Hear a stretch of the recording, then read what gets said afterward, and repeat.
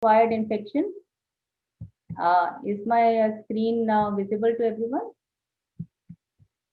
So in 2014, the CDC published a multi-state, point prevalence survey, and which they found out that about 4% of the hospitalized patients suffered from at least one of the hospital-acquired infections. And if you go by the hospital numbers, it's huge.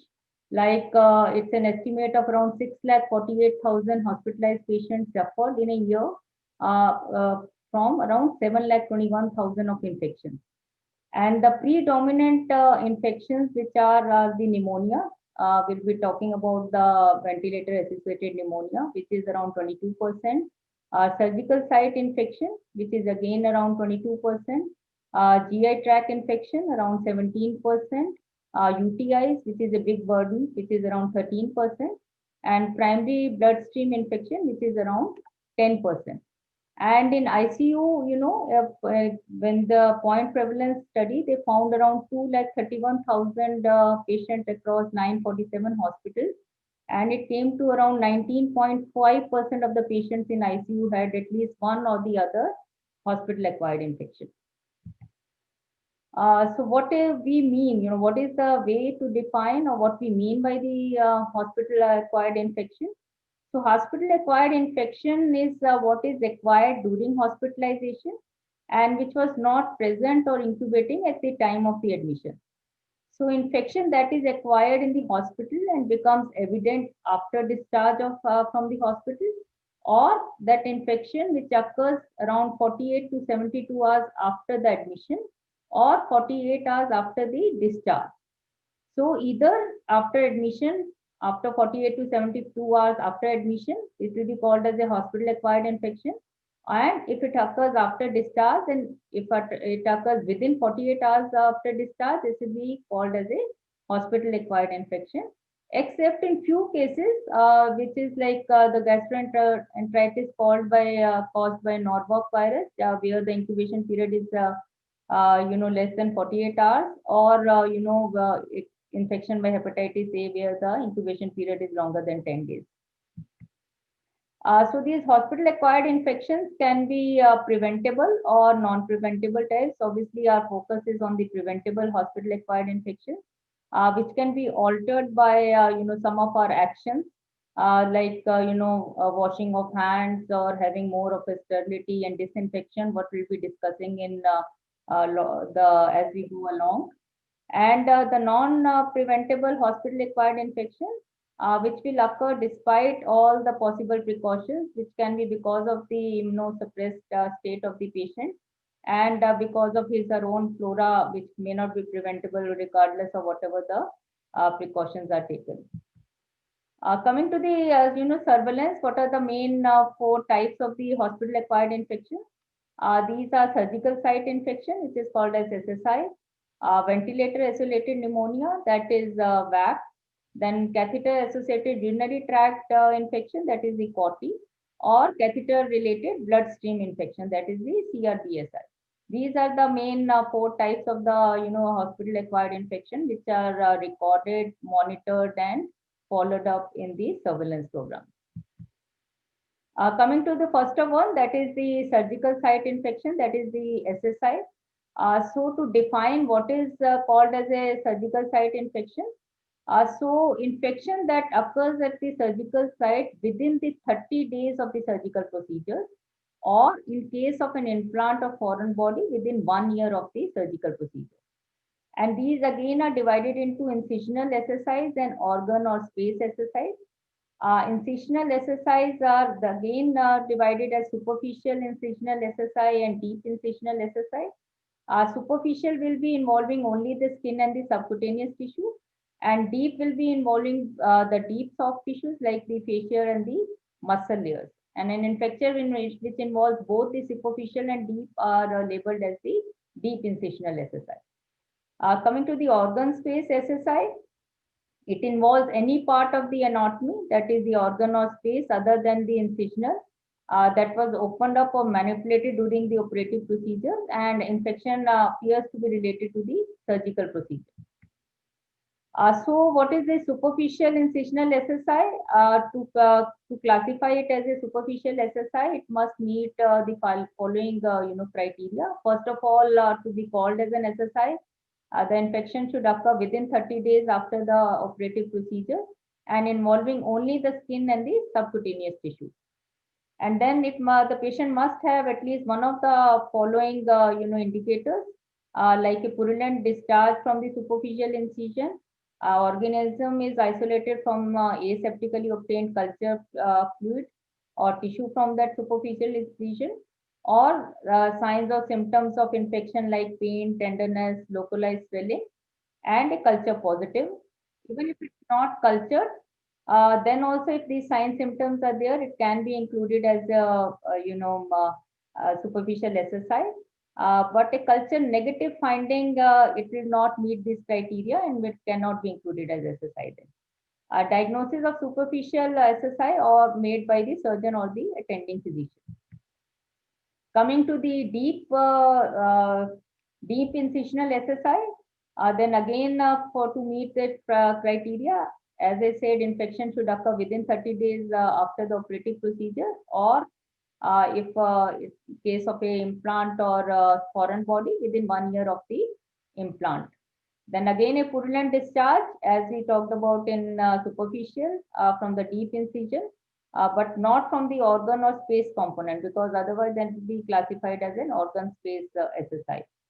And a deep incisional spontaneously dehisces or is deliberately opened by the surgeon and is culture positive, or not cultured when the patient has at least one of the following signs like fever, localized pain or tenderness, or a abscess has formed and there is evidence of the abscess by direct examination or during reoperation or by histological or radiological examination, and the diagnosis made by the surgeon or by attending physician. For the exclusion criteria, what will not be considered as an SSI, like a stitch abscess, that is only one of the stitches involved with minimal inflammation and discharge confined to that point of suture, it is not to be reported as SSI. Or a localized stab wound infection is not to be reported as SSI, but can be reported as a skin or soft tissue infection. And even the circumcision infection is not to be reported as SSI. And even in the infected burn wounds are not to be reported as SSI. Coming to the formula for calculation of rate, how the SSI rates are calculated. As I'll go along, I'll tell that we are dividing most of the surgical cases into 4 different categories, like clean cases, clean contaminated cases, and dirty infected cases. And all these 4 category cases are, the recording is done separately, and number of SSIs are reported and data maintained, and the number and the formula calculated separately. For clean cases, it will be number of SSI in clean cases divided by total number of clean surgeries into 100. Similarly, in the clean contaminated cases, number of SSI in clean contaminated divided by total number of clean contaminated, and contaminated as number of SSI in contaminated divided by total number of contaminated, and dirty infected as number of SSI in dirty infected divided by total dirty infected. It's very important, when we are calculating this data, that we should divide our, operative procedures into these 4 categories. Otherwise, the percentage will be different, and we cannot compare the clean case, percentage with the clean contaminated or clean contaminated dirty infected. That's why it's very important to, initially only divide your surgical procedures among these 4 categories before calculating. So among the clean cases, what is a clean case? Clean case is an uninfected operative wound in which no inflammation is encountered, and the respiratory, alimentary, genital or uninfected urinary tract is not entered. Because if these of the tracts are entered, then they are known to have some normal flora, then that category changes and it becomes as clean contaminated. It's primarily closed, or if necessary, drained with the closed drainage.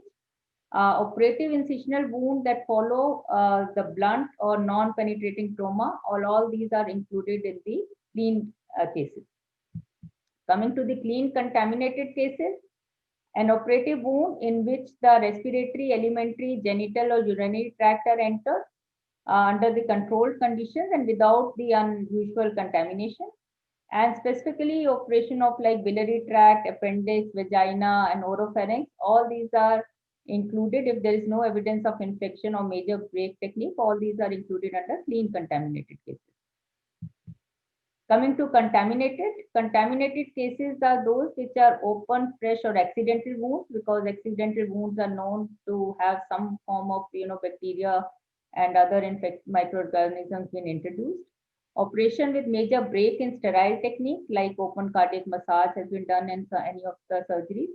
Operations with gross spillage from the gastrointestinal tract if you have any perforations and all, or incisions in which acute non-purulent inflammation is encountered. These are called as the contaminated cases. Coming to the dirty infected cases, these are those which have old traumatic wounds with the retained devitalized tissue, or old traumatic wounds that involve the existing clinical infection, or any old traumatic wounds that involve the perforated viscera. These are labeled and classified as dirty infected cases. So coming to the bundle of prevention, basic practices for prevention and monitoring of SSI. It is recommended for all the acute care hospitals. For surveillance of SSI, you must perform the surveillance, provide the ongoing feedback on SSI surveillance, and increase the efficacy of surveillance automated data.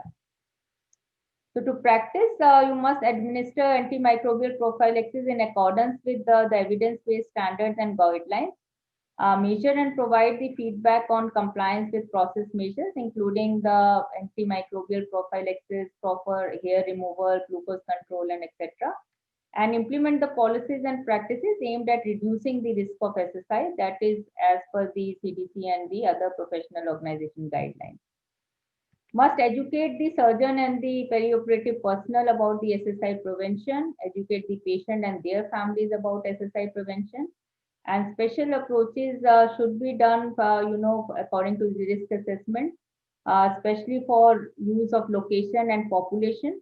So location means wherever you have the patients in ICUs or patients who have more prone to the infection like immunosuppressed. More the focus has to be there more on those kind of patients. And perform the expanded SSI surveillance to determine the source and extent of the problem and to identify the possible target for intervention. And the approaches that should not be considered a routine part of the SSI is like not to use vancomycin for antimicrobial prophylaxis unless it's an appropriate agent for some specific clinical circumstances, and to not to routinely delay surgery to provide the parenteral nutrition. This is the classification as we were classified the different kind of operations, and you will see that infective risk percentage which we have to maintain varies and according to the which group of the surgery your surgery falls into. Because you cannot compare the dirty infected surgeries with the clean surgeries for the infective risk. So for the clean surgeries that we said class 1, the infective risk should be less than 2%. Clean contaminated class 2 should be less than 10%. Contaminated should be about 20%, and dirty infected should be less than 40%. These are the usually what has been found in the different data which has been collected on different studies.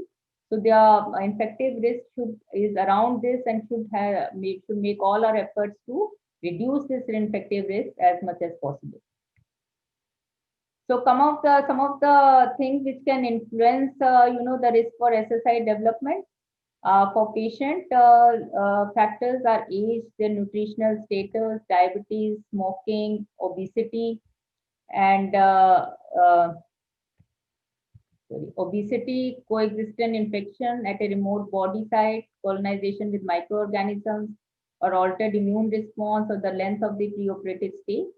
And in operative conditions which can influence the SSI is the duration of the surgical scrub if not done properly, skin antisepsis if not done properly, preoperative shaving, preoperative skin preparation, duration of the operation. All of us know as the duration of the operation increases, the chances of SSI increases.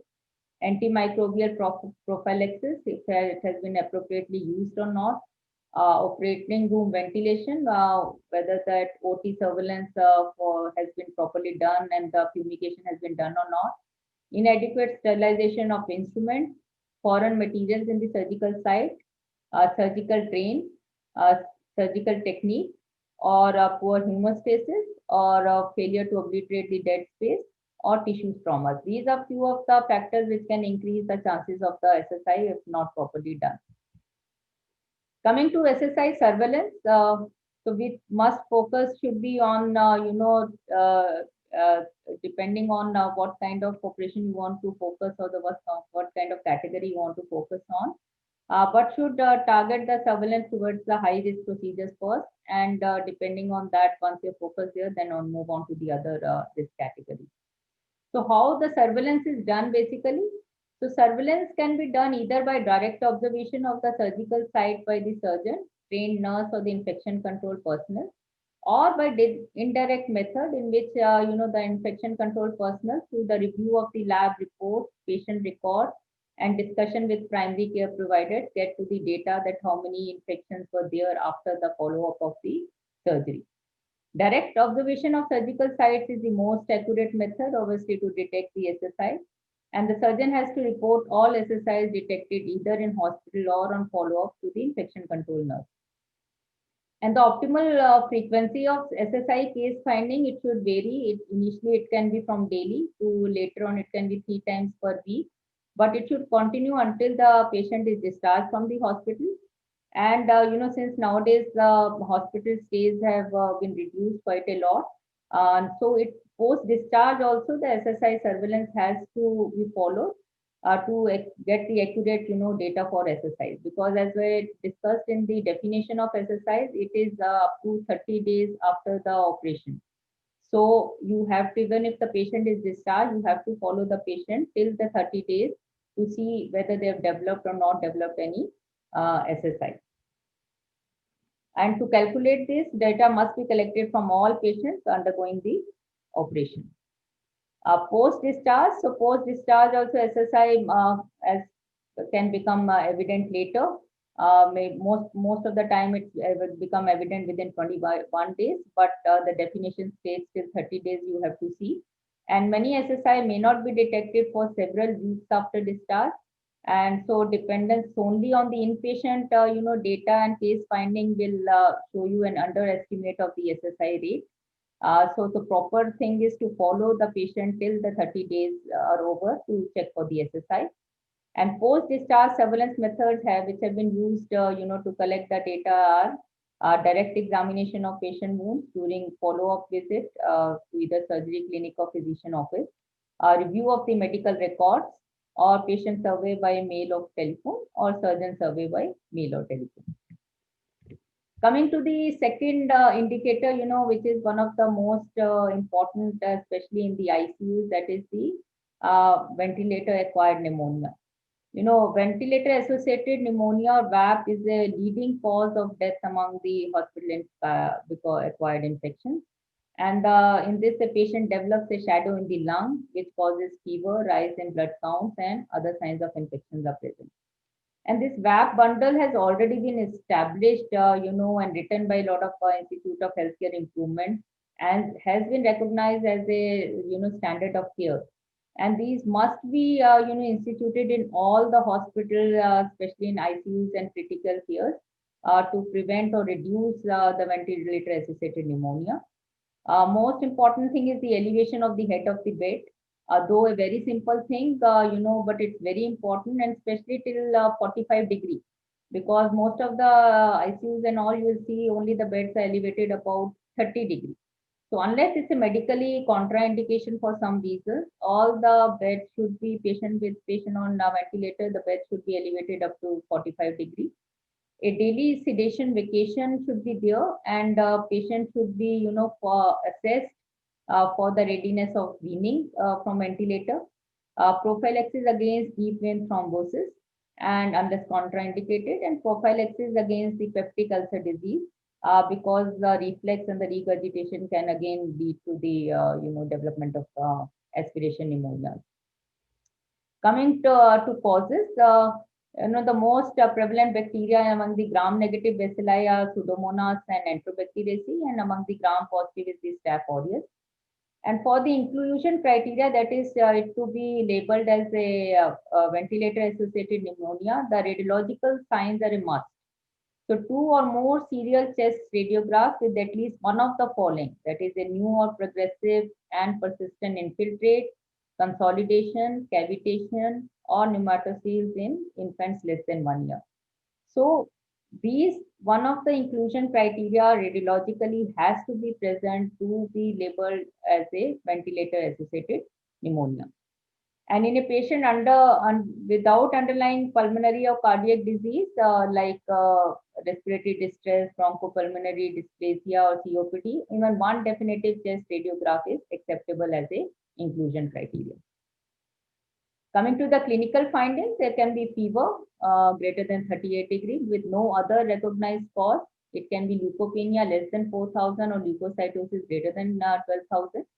And for adults more than 70 years, altered mental state with no other recognized cause. And these, at least 2 of the following also can be taken as a clinical sign for VAP. So new onset of purulent sputum or change in character of sputum or increased respiratory secretions. New onset of worsening cough or dyspnea, rales or bronchial breath sound, or worsening gas exchange, or like increased oxygen requirement or increased ventilator demand. Coming to the microbiological sample for culture can be obtained by one of these methods like protected brush specimen, bronchoalveolar lavage, or endotracheal tube suctioning, and growth of the microorganism is there in the culture specimen. Coming to the exclusion criteria, if the intubation is done before arrival at the hospital, it won't be related to as VAP. And if there's evidence of aspiration prior to intubation, then again it won't be classified as VAP. Coming to formula for calculation for this VAP is in medical cases, so number of ventilator-associated pneumonia in medical cases divided by number of the ventilator days into 1,000. Now, how the ventilator days are calculated for a month is by counting every medical patient on a ventilator each day.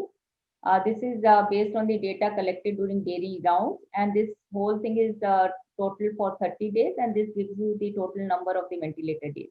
And among these patients, whichever number of patients who have developed ventilator-associated pneumonia are put in, and this is VAP divided by the total number of ventilator days into 1,000. Similarly, in surgical cases and neurosurgical cases, they can be calculated. Coming to a bundle of prevention, basic practices for prevention and monitoring of VAP is recommended for all the acute care hospitals. Must educate the healthcare personnel who care for patients undergoing the ventilator about VAP, including information about local epidemiology, risk factors, and patient outcomes. And educate the clinicians who care for patients undergoing ventilation about non-invasive ventilatory strategies. Coming to the surveillance, perform the direct observation of compliance with the VAP-specific process measures and conduct active surveillance for VAP and associated process measures until that care for patient undergoing the ventilation who are known or suspected to be high risk for VAP on the basis of the risk assessment.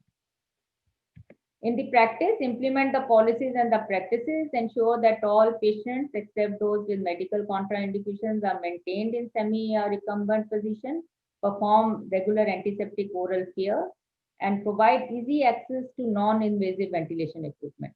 See, wherever possible, non-invasive ventilation equipment is recommended over the invasive one, because that is the most effective method of saving patients from the VAP or ventilator-associated pneumonia.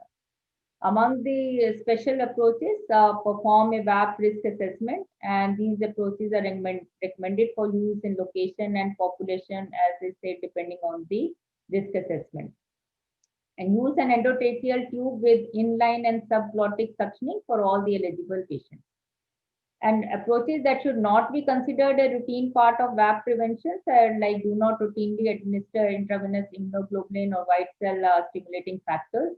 Do not routinely use the rotational therapy with kinetic or continuous lateral rotational therapy bed, or do not routinely administer the prophylactic aerosolized or systemic antimicrobial. Coming to risk factors and prevention, duration of intubation.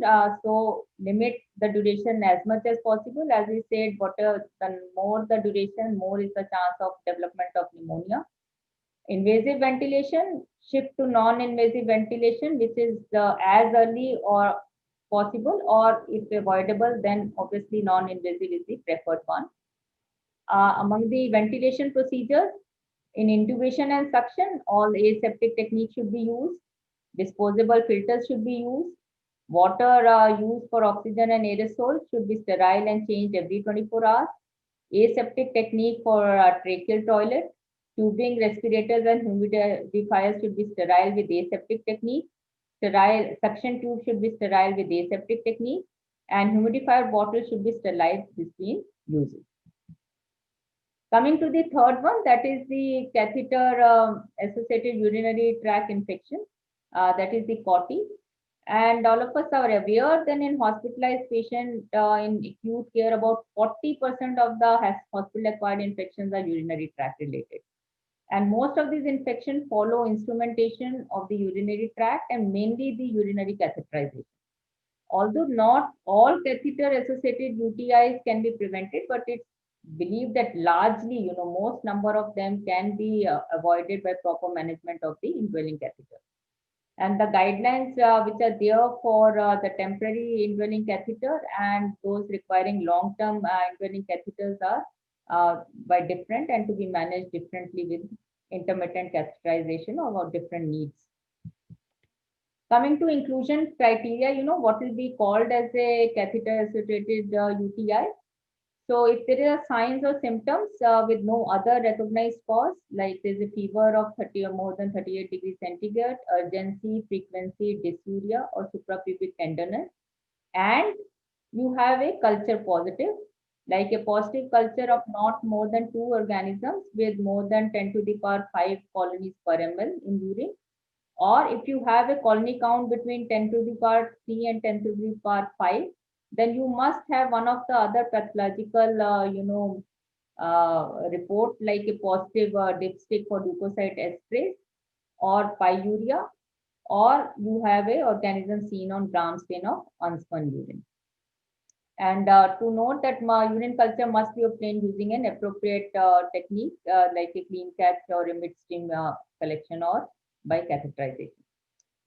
Coming to this overview, so for it to be classified as, catheter-associated UTI, as I've told earlier also, we have a different 4 criteria. So 1, A and B is, as I said, urine culture must have symptoms as well as the urine culture more than 10 to the power 5, or symptoms with urine culture between 10 to the power 3 and 10 to the power 5, and a positive urine analysis report. For children, we have criteria 3 and 4 for children that are less than 1 year of age. In this symptom, again, urine culture more than 10 to the power 5 colony forming unit, or urine culture between 10 to the power 3 and 10 to the power 5 with a positive urine analysis. So symptomatic, symptomatic UTI, catheter-associated UTI for 3, this criteria for less than children, as I told, only the thing to be emphasized is that their sign symptom or will be different from the adults. And the sign symptom what we look for in children are fever, hypothermia, apnea, bradycardia, dysuria, lethargy, or vomiting. Coming to the exclusion criteria, a positive culture of a urinary catheter tip is not, an acceptable lab test to diagnose a UTI, because it's quite possible that catheter tip has been colonized with a biofilm, and it is not a sign or not a diagnosis for COTI or catheter-associated UTI. And how do we calculate this rate of COTI? is number of 40 divided by number of catheter days into 1000. Again, a very important point to note is a user who had an indwelling urinary catheter in place at the time or within 48 hours prior to onset of infection is put as a catheter associated UTI. So if a patient either has an indwelling urinary catheter or has had a catheter within 48 hours prior to the onset of the infection, that is sign symptom, those only can be attributed to catheter associated UTI. So catheter days are calculated for the month. If they are arrived by counting every patient with an indwelling urinary catheter each day, based on the data collected by during daily rounds, and this is put as a denominator as number of the catheter days into the 1000. Coming to a bundle for prevention. So basic practices for prevention and monitoring of COTY is recommended in all the acute care hospitals. Recently in US, the insurance companies, stopped funding the hospitals over having a high rate of COTY. They said this is a hospital-associated, acquired infection, and hospital has to make sure that this does not happen. So if it leads to increased stay in the hospital or increased cost, we will not be bearing it. So this led, motivated, or you can say forced the hospital to take very stringent measures so that these, rates of 40 and this infection has come down. So so all the hospital must make, extra efforts to bring down these 40 rates or the catheter associated UTIs. For this, must provide and implement written guidelines for catheter use, insertion, and maintenance. So it should be used only where it's a must, should be used for minimum number of days or time, and should be maintained properly. Ensure that only trained, dedicated personnel should insert the urinary catheters. Ensure that supplies necessary for aseptic technique for catheter insertion are available. Implement a system for documenting the information, indication for catheter insertion, date and time, individual who inserted, and date and time of removal.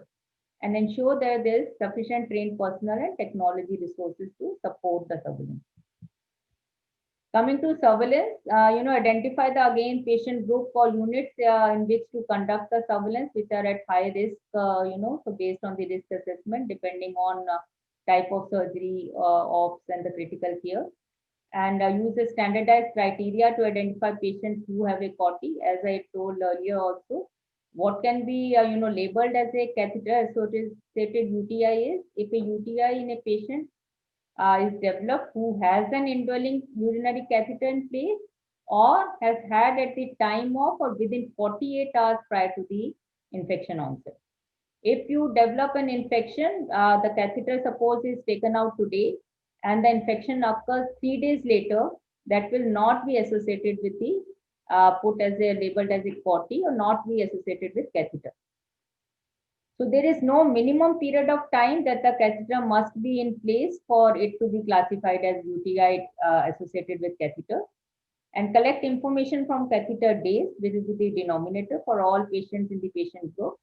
Calculate COTY rates for the target population and use surveillance methods for case finding that are appropriate for the institution and are documented to be valid. Education and training. Educate all the healthcare personnel involved in the insertion, care, and maintenance, including alternative to indwelling catheter and procedures for catheter insertion. Appropriate technique for catheter insertion must be followed. All these are the precautions, which should be taken. Insert only when it's necessary. Consider other methods for management. Practice hand hygiene. Insert catheter by using aseptic technique. Use gloves, drapes, and sponges. And use as small a catheter as possible to prevent the drainage to the urethra. Properly secure the indwelling catheter after insertion to prevent movement. Maintain a sterile closed drainage. Do not disconnect the catheter and drainage unless it must be irrigated. For examination of fresh unit, collect from the with a sterile needle as syringe from the sampling port, and obtaining large volumes, you collect from the drainage bag, maintain unobstructed urine flow, empty the collecting bag regularly, and keep the collecting bag below the level of the bladder. And approaches that should not be considered as routine part of the CORTI prevention is do not routinely use a silver-coated or other antibacterial catheters. Do not screen for asymptomatic bacteriuria in catheterized patients. Do not treat asymptomatic bacteriuria in catheterized patients, except if you are going for invasive urological procedures. Avoid catheter irrigation. Do not use systemic antimicrobials routinely as a prophylaxis, and do not change the catheters routinely. Coming to the fourth, the last major health, hospital-acquired infection, that is the central line associated bloodstream infection, or CLABSI. And the common pathogens which are associated with these are the Coagulous negative staph, Staph aureus, Enterococcus, E. coli, Enterobacter, Pseudomonas, Klebsiella, and Candida. Inclusion, what will be included as a CLABSI is once you have a lab confirmed bloodstream infection, then criteria 1 and 2 which may be used for patient of any age, including a patient less than 1 year of age. But at least it should meet one of these two criteria. Either the patient has a recognized pathogen like Staph aureus, Enterococcus, E. coli, Pseudomonas, Klebsiella, cultured from one or more blood cultures, and the organism cultured from blood is not related to an infection at another site. Or if a patient has the sign or symptom like fever, chills, hypotension, and a positive lab result which are not related to an infection at another site, but what we are able to grow is the skin contaminant like diphtheroid, bacillus, propionibacterium, or Coagulous negative staph, then it has to be cultured from 2 or more different blood cultures from different sites at separate occasions. So if you have a recognized pathogen which is not associated with any other infection, isolated from bloodstream, then it can be put as criteria for central line associated BSI. Or if you have a skin pathogen with signs and symptoms from 2 different blood cultures drawn on separate occasions, then it can be put as central line associated bloodstream infections. For exclusion, purulent phlebitis confirmed with a positive semi-quantitative culture of catheter tip, but with either negative or no blood cultures is considered as a serious vasculitis and not a bloodstream infection. So only by the culture of the catheter tip and not correlating with the blood culture report, or if a blood culture is negative, it should not be or cannot be put as a bloodstream infection. For formula for calculation of the rate of CLABSI is number of CLABSI divided by number of central line days into 1000. And how the central line days are calculated is by for a month, by counting every patient with an indwelling central line each day, and all this is total for 30 days, which gives you a denominator for the month. So bundle of prevention. So basic practices for prevention and monitoring of CLABSI, which is recommended for all acute care hospitals. So before insertion, educate the healthcare personnel involved in insertion, care, and maintenance. At insertion, use a catheter checklist to ensure adherence to the infection prevention. Perform hand hygiene, avoid using the femoral vein, especially in adults. Use a non-inclusive catheter cart or kit. Use maximal sterile barrier, and use a spirit or povidone iodine based antiseptic for the skin preparation, especially for patients older than 2 months.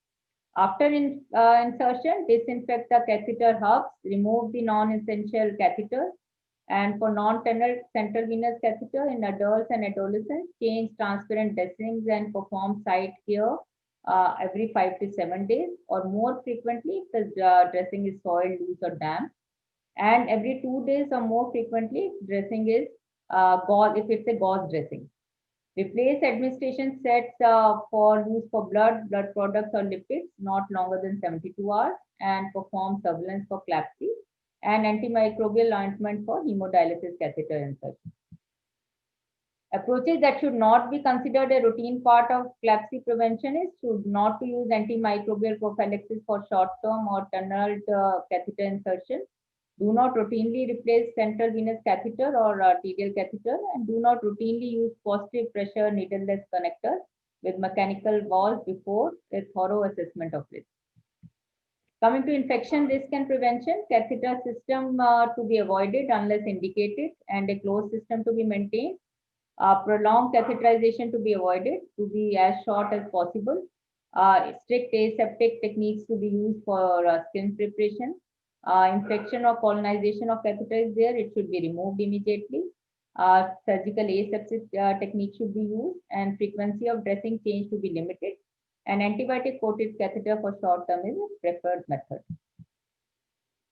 Coming to these are the 4 quality indicators which we have discussed, surgical site infection, SSI, ventilator associated pneumonia, catheter associated UTI, central line associated bloodstream, infection. And these are the main 4 hospital associated infections which have to be monitored and followed for having a good policy and to reduce the hospital associated infection in your setups, These are few of the forms I'm showing you, like you can have for VAP, where total ventilator days, number of infections, and VAP rate is calculated month-wise, and it can be compared with the CDC recommendation. Similarly, for COTI, it can be collected, CLABSI, and for SSI separately for all 4 types of surgeries, like for clean cases, clean contaminated cases, for contaminated cases, and for dirty infected cases. These are the surveillance forms. I'm just giving you a prototype which can be used for collecting the data for for SSI surveillance, in which pre-operative variables like shaving, clipping, hair removal, when the hair removal was done, and then the pre-existing medical condition, pre-operative, per-operative variables are documented, treatment details, pre-operative prophylaxis, drug dose, administrative time, post-operative prescription, all these are documented. Similarly, for COTI surveillance, then patient admitted with Foley's catheter, date of Foley catheter insertion, removal, number of urinary catheter days, primary diagnosis, then the symptoms, when it developed, localization of any other foci of infection, whether any bacteremia or septicemia is, or then lab reports, leukorrhea, that is urine culture, blood culture, and positive urine culture after 48 hours of hospital admission, or to whether to classify it as COTI or not. Similarly, the surveillance form for CLABSI, blood culture positive on organism, date of insertion, date of removal, central line, peripheral line, date, fever, TLC, and other lab findings, localizing signs and infection on the day of fever or positive blood culture. And, similarly, the VAP surveillance form, treating doctor, then the X-ray findings, progressive infiltrate, consolidation, cavitation, or pneumatoceles, clinical signs, symptom, and the lab results. And all the culture must be accompanied by the Gram-Stain report also. And as I said, VAP usually occurs after 48 hours of the invasive ventilation. Just to summarize, so sepsis accounts for nearly 1 out of every 2 to 3 patients' death. It increases length of stay by 75% longer. We have mainly the data of US only, not much data of Indian hospitals are available. But around 750,000 Americans are affected per year. Costs more than $20 billion. It's the leading cause of readmission, and less severe cases are majority of the sepsis deaths, and most occurrence of sepsis are present on the admission. So, rule 1, all of us been taught this in medical school from day 1, is that is to do no harm. So we must make sure that whoever is admitted in the hospital at least is not burdened more by the hospital associated infections and gets treated with whatever the primary complaints they are admitted with, and avoid the extra burden of the hospital associated infection. So let's follow that and do our best to reduce and follow the hospital associated infection and reduce as much as possible. So thank you very much.